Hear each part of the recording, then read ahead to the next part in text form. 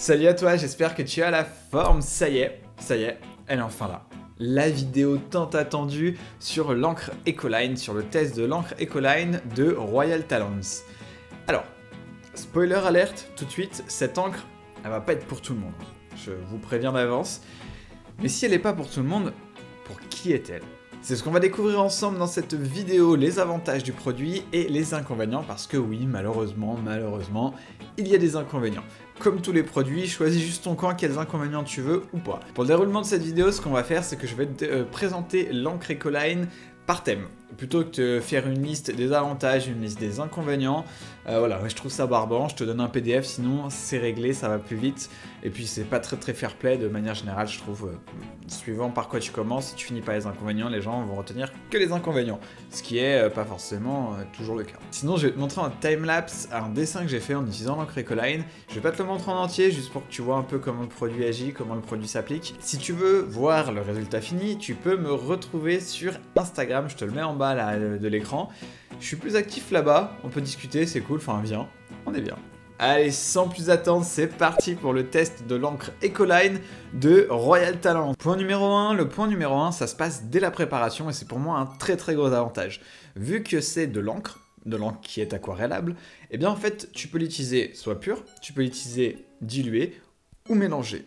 C'est-à-dire qu'en fait tu peux, en utilisant une pipette, tu peux mélanger les couleurs entre elles pour créer de nouvelles couleurs et ça te permet en fait de créer ton propre nuancier. Alors pour que ça marche bien ton nuancier, ce que je te conseille de faire en fait c'est tout simplement de prendre un papier, tu mets les dosages dessus, tu mets les couleurs liées et en fait après tu as juste à reprendre ta pipette et tu remets les mêmes dosages, une goutte de vert, 2 gouttes de jaune, une goutte de bleu.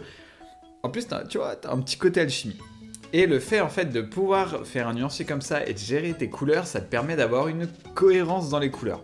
Alors, ça peut peut-être te paraître inattendu, même anecdotique peut-être pour toi, mais quand tu fais une collection de dessins, de plusieurs dessins, eh bien c'est vraiment pas mal d'avoir une cohérence de couleurs, ou même autre chose, quand tu fais de l'aquarelle classique et que tu prépares ton mélange de couleurs, eh bien si tu arrives en plein milieu de ton dessin et que tu n'as pas prévu assez de dosage, eh bien il faut que tu refasses le dosage et le retrouver des fois, retrouver la même couleur, c'est compliqué. Donc du coup ça donne une incohérence entre les couleurs au sein de ton dessin, mais ça peut aussi donner de l'incohérence entre tes dessins, entre tes illustrations même. Quand tu veux faire un set de 3-4 par exemple, ben, c'est moins joli si tes rouges c'est pas les mêmes rouges, si tes couleurs de peau c'est pas les mêmes peaux, à moins que le but c'était d'avoir plusieurs types de peau, et là c'est pas gênant, mais si tu veux vraiment avoir si t'as le même personnage, mais par exemple habillé différemment à chaque fois, ça va être problématique. Ça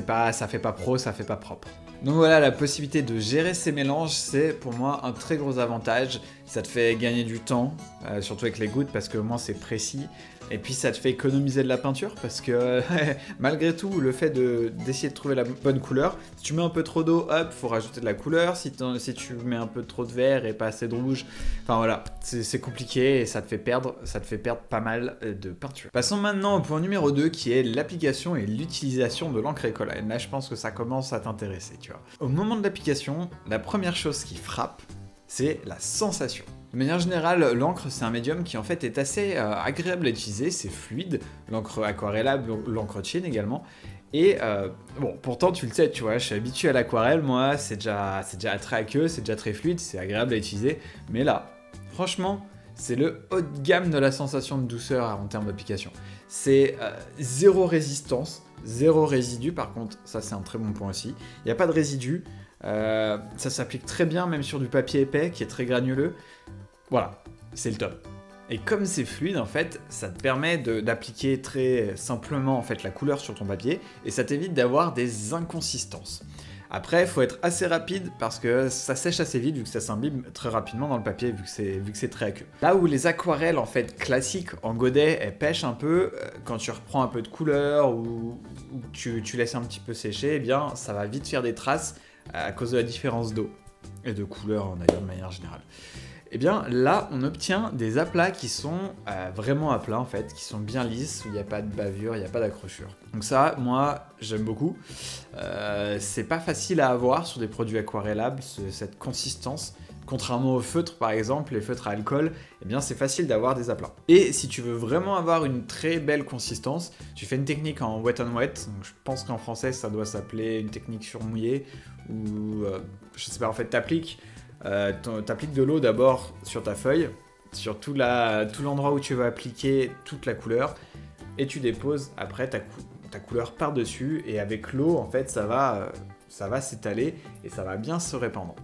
Et de manière en fait très consistante. Alors ça c'était pour les avantages. Il faut avoir en tête une chose, c'est que c'est pas forcément le médium le plus facile à utiliser, en tout cas c'est pas le plus facile auquel j'ai eu affaire.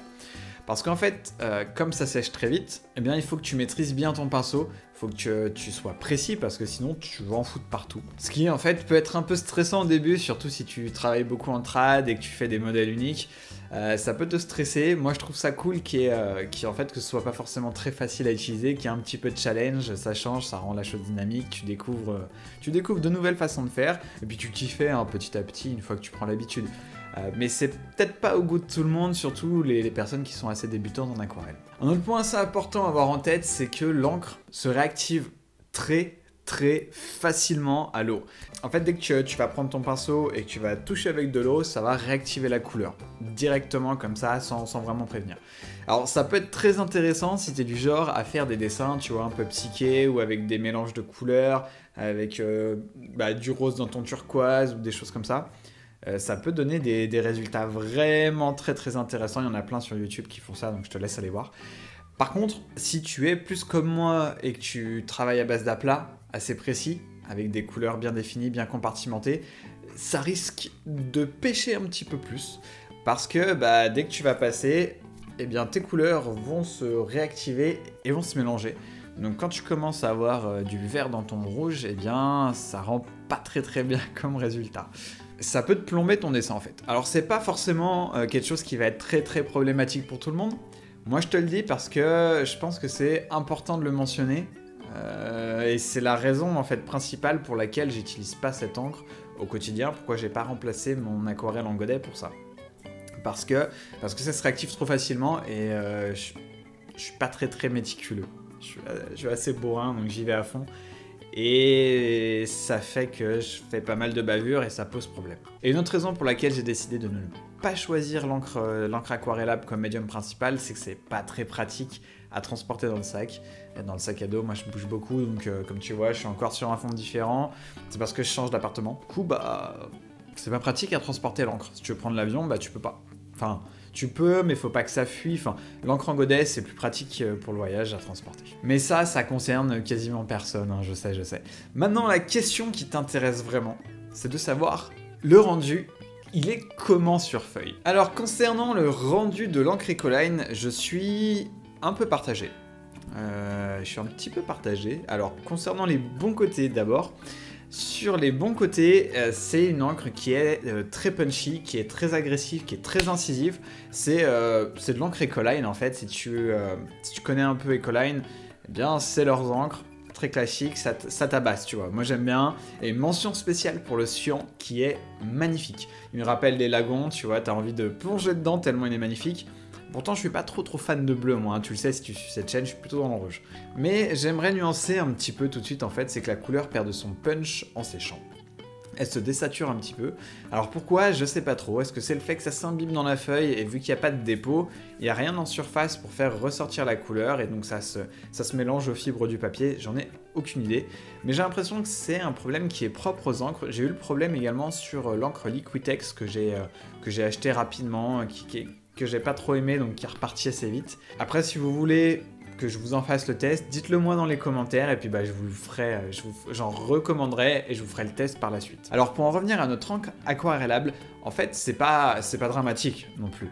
Ça reste quand même très saturé, plus saturé que pas mal d'aquarelles, mais en fait c'est un petit peu décevant parce que quand on voit l'encre dans le pot, eh bien, on se dit qu'elle est très saturée, très pigmentée, donc on s'attend à un résultat vraiment punchy, on a des attentes qui sont peut-être surdimensionnées, et on est déçu à l'arrivée.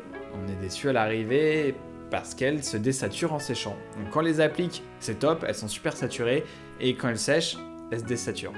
Un petit peu dommage.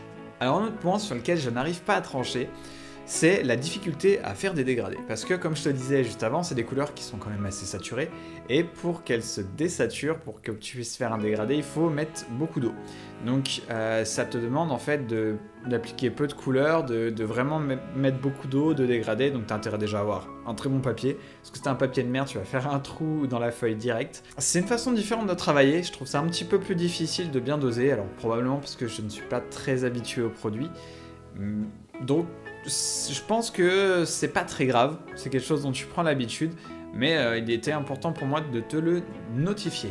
Et avant de conclure, dernier point, alors c'est pas un avantage, c'est pas un désavantage, c'est ni l'un ni l'autre, c'est juste quelque chose qui moi personnellement m'a un peu fait chier, donc je voulais te le faire remarquer juste pour que tu l'aies en tête, c'est si tu veux, vu que l'encre est très saturée, quand tu veux changer de couleur, il faut que tu rinces beaucoup ton pinceau pour pouvoir en fait enlever la couleur du pinceau.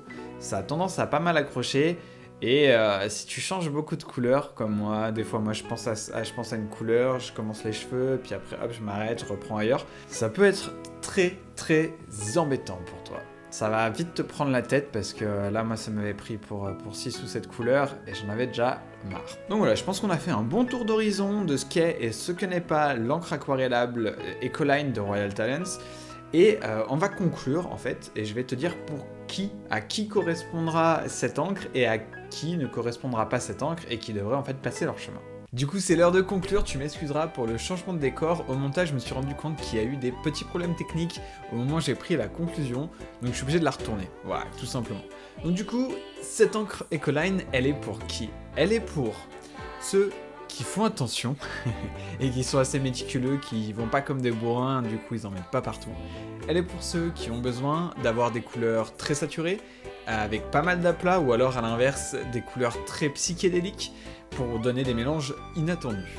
Cette encre elle est également pour ceux qui aiment travailler en fait avec quelque chose de plus fluide que de l'aquarelle, quelque chose d'encore plus agréable, plus doux. Alors pour conclure en 3 phrases, c'était une très bonne expérience, très agréable à utiliser, malgré les quelques petits défauts que je t'ai mis en avant tout du long de la vidéo, notamment que ça a tendance à baver, à se réactiver très facilement. Après, personnellement, je vais rester sur l'aquarelle classique parce que c'est beaucoup plus facile à transporter, mais si tu bouges pas trop, essaye quand même, prends juste un petit pot sur Vinted ou autre pour essayer l'encre Ecoline pour voir ce que ça peut donner. Je pense que c'est quelque chose d'assez intéressant, d'assez unique. Et voilà ce que j'en pense des encres aquarellables Ecoline de la marque Royal Talens. N'hésite pas à me dire en commentaire ce que tu as pensé de cette vidéo, si ça t'a plu, ton expérience avec les encres, si tu veux me voir tester l'encre Liquitex, etc.